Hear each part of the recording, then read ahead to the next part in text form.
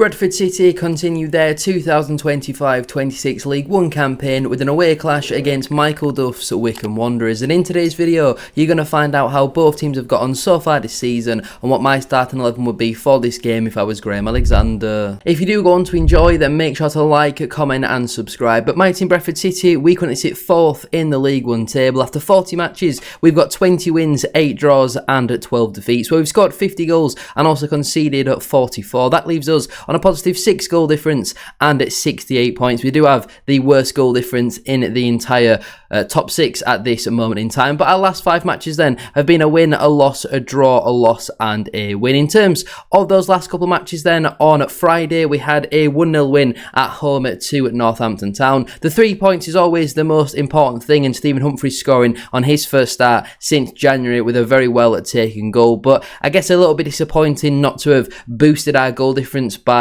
anymore. Only the 1 goal against probably the worst side in the division at this moment in time is slightly disappointing, but they also had their moments, so I guess we'll take the 3 points and move on to this one against Wycombe. We also had a 2-1 defeat away at Burton. Very disappointing result. We were very good for 30-35 minutes in this game, but unfortunately we concede an incredibly poor goal from our point of view. The second one's a great finish, to be fair, from Shaden. Yeah, we get a goal back in the 92nd minute, but we created absolutely nothing in that second half and were again deservedly beaten away from home. We also had a 1-1 draw at home to Mansfield Town. I feel like a performance that did deserve more than just a single point. There was obviously a lot of luck around their goal. Fantastic strike from Tyreek Wright to get us back into that game. Obviously he was very important for us in the month of March. Unfortunately though, has picked up a hamstring injury, but I don't think the performance was too bad in this one, and maybe we did deserve a bit more than a point. We also had a 2-0 defeat away at Wigan Athletic. Terrible performance again away from home. We don't particularly play well away from home, and this was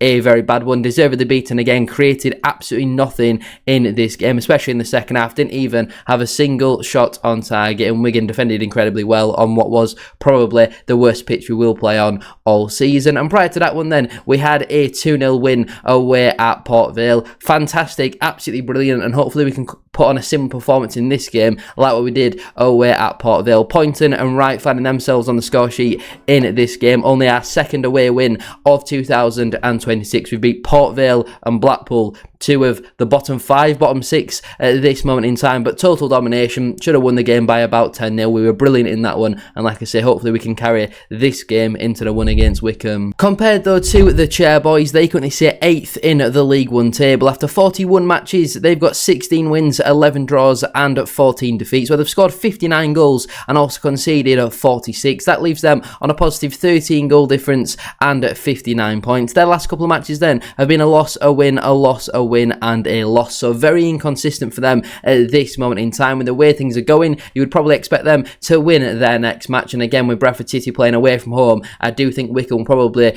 beat the favoured side coming into this one. They are one of a few teams still chasing one of those at playoff places. They're 3 points off at this moment in time, but they've played a game or 2 more than a lot of those sides around them, so it is going to be a bit of an ask for Wycombe. Obviously we did play them on the first day of the season, but a lot has changed at Wycombe since then. Different manager, pretty much an entirely new squad as well. Richard Coney was still kicking about with Wycombe back in the 2nd of August or whenever it was that we did play them, but recently then they did have a 3-0 defeat away at Stockport County. I don't think there's loads of shame in going away to Stockport and taking a bit of, you got to take your medicine sometimes. You look at the stats from this game, maybe 3-0 is slightly flattering to the home side, but again Stockport's problem for the large part this season has been a lack of clinical nature, so nice to see for once they're actually converting some of those chances. 11 shots on target. It goes to show that Wycombe's defence certainly can be penetrated. They also had a 4-0 win at home to Port Vale. Pretty expected result if we are honest. Port Vale are already relegated. They are an absolutely awful side, and Wycombe thoroughly deserved to win the game by that scoreline. Port Vale barely laid a glove on Wycombe, and yeah, it was a totally dominant performance from Michael Duff's side. They also had a 2-0 defeat away at Leyton Orient. Anytime that you get a red card on 9 minutes, you're going to be in a lot of trouble, especially away from home. If that was a serious foul play sort of tackle rather than a last man, I do think that this game on Monday will be the final of his 3-game ban, but if it's a last man foul, then obviously he will already be back available for selection. But again, we look at the stats from this one. Given the red card, it is pretty standard that Wycombe have created very little in the game, especially when Leighton Orient have been on a very good run of form recently. They also had a fantastic 2-0 win away at Cardiff City. Again, another red card in this one. Osho sent off for what is a pretty standard red card these days. Terrible tackle, and Wycombe converted two well-taken goals late on in that one to secure all 3 points. Not many teams have gone away to Cardiff and won. Bradford City and Burton, I think, are the only other sides to do that this season. But again, you look at the stats, did seem like quite an even game at Cardiff with 10 men or 11 men there. They're always going to create lots of opportunities, create lots of chances, and it's just a positive really for Wycombe that they were able to go away to Cardiff and pick up those 3 points. And finally then, they had a 2-1 defeat at home to Luton Town. They've not had many home defeats recently, and Luton had been pretty poor away from home, so this was actually a little bit of a surprising result, especially with Luton going 2-0 up in that game. Wycombe do eventually pull a goal back in the 97th minute, but it did seem like a pretty I'm just going to sack that light off then. Load of shite. Anyway, you look at the stats from this game, and yes, Luton created more big chances than Wycombe, but you look at the statistics and it did seem like a pretty harsh result. Maybe a draw would have been a fair result, or even Wycombe did deserve to win it. Again, we go back to the league table and we have a look at the home form table. Wycombe are the 7th best home side in the division, and especially under Michael Duff, they have been very strong. But you look at the away table, you've got to scroll all the way down to 13th to find Bradford City. We are not very good away from home. We've lost 10 of 20 away games, only scored 20 on the road all season as well. Before we do go any further though with today's video, please make sure to drop a like on there for me and subscribe to the channel as well if you are new. Can we try and hit 150 likes on today's video? And don't forget to get your thoughts in down in the comment section down below. Let me know down below your starting 11 for this match. Would you make any changes from Friday's win against Northampton Town? And also let me know down below, what is your score prediction? Will Bradford City finally pick up another away win? In terms of my team then for this game against Wycombe, I would stick with the 3-4-2-1 formation. I know sometimes away from home we can struggle playing with that one, but I think we've certainly got the personnel to potentially change the formation if we do need. In goal for me, I would go with Sam Walker. I think Friday was probably his best performance in a number of weeks. I don't think he really had loads to do in the game. Obviously has quite an early important save to make in the first minute or two really in the game. He had an important catch to come and claim from a free kick in the second half from Northampton, but apart from that, a lot of pretty standard stuff from Sam Walker. Not loads for him to do, and I do think it was one of his better performances. Hopefully he can keep another away clean sheet in this game. In terms of my back three then, at right centre back, I would go with Matt Pennington. Pretty solid performance from him on Friday. Not loads specifically to talk about, just pretty consistent. Again, contributed towards another one of our clean sheets, and I do think he is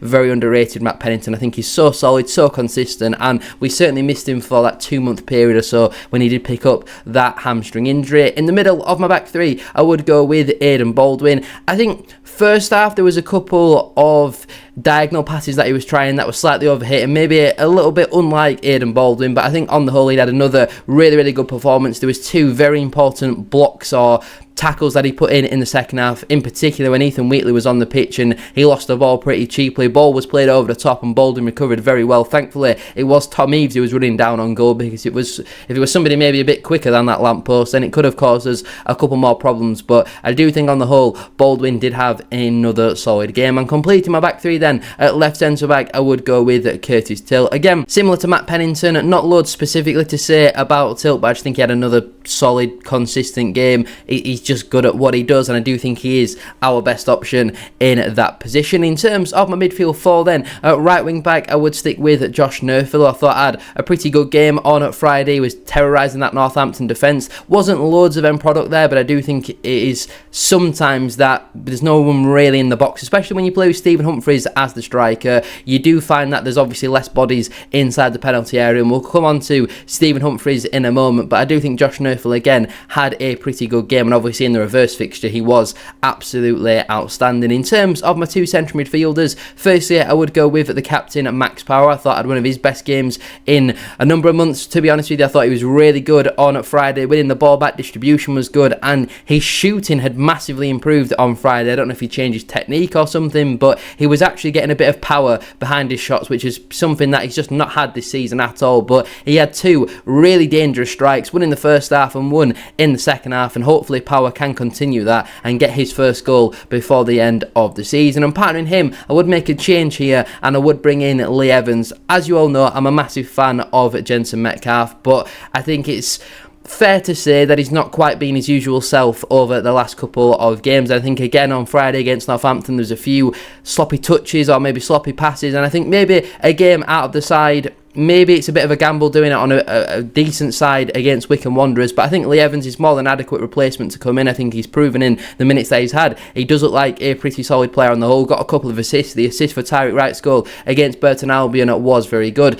If Jensen Metcalf is to start here, I have absolutely no complaints with that whatsoever, but I think it's deserved really for Lee Evans to get another opportunity. And completing my midfield four then, at left wing back I would go with Ibu Toure. Again, similar to Pennington, very consistent in what he does. Obviously with Tyreek Wright going to be missing the next couple of games with that hamstring injury, then Ibu Toure is the best replacement to be played in that position, and again he's very consistent, very reliable, very dependable. In terms of my front three then, firstly as my right attacking midfielder I would go with Anthony Sarcevic. As always with Sars, he is one of the first names on the team sheet. He's so important to the way that we play. I'm pretty sure he played the entire game against Northampton, which again is one of those downsides of not getting that second goal, that you can't bring Sars off for the last half an hour and get him rested and right for Monday. But I think with us then having a pretty extended gap to the next game against Stevenage, it should be fine to start Anthony Sarcevic again in this one. I thought he had a pretty solid game on Friday against Northampton. Obviously scored the opening goal in the reverse fixture right at the start of the season inside the first 5 or 6 minutes, I want to say. Sars obviously scored that header, so hopefully he can come up with another goal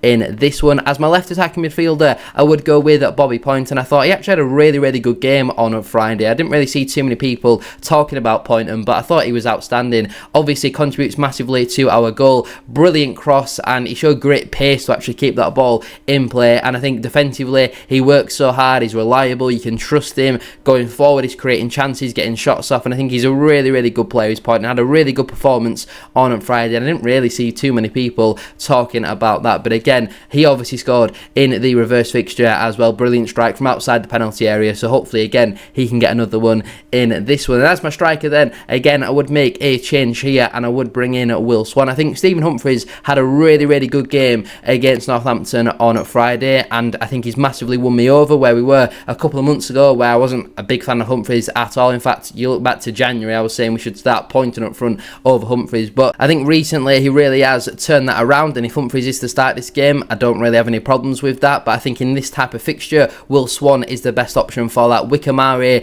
play out from the back type of team, and I think Will Swan is our best pressing striker. I actually think as a collective Will Swan is still Bradford City's best striker who's available at the moment, obviously with Caden Jackson not going to be back until maybe the Stevenage game. But I think Swan is a very good player and I would like to see him get a start in this one. But again, if Humphreys does play based on his performance on Friday, I have no problems with that. I'm just trying to keep things fresh and all that sort of stuff. On the bench now for me, that would leave Joe Hilton, Harrison Ashby, Joe Wright, Jensen Metcalf, George Lapsley, Stephen Humphreys and also Ethan Wheatley. The players currently unavailable are Tyreek Wright, who I think has picked up a hamstring injury, Nick Powell and also Caden Jackson, who he probably could make the bench for this game, but again, we don't necessarily need to rush him back when he's obviously a very important player for the way that we play, and hopefully he'll be back for next Saturday's game against Stevenage. So the players who miss out then through selection would be Kieran Kelly, Louis Sibley, Joe White and also Paul Mullin. But anyway, I'm going to leave it there then for today's video. If you have enjoyed, please make sure to drop a like on there for me and subscribe to the channel as well.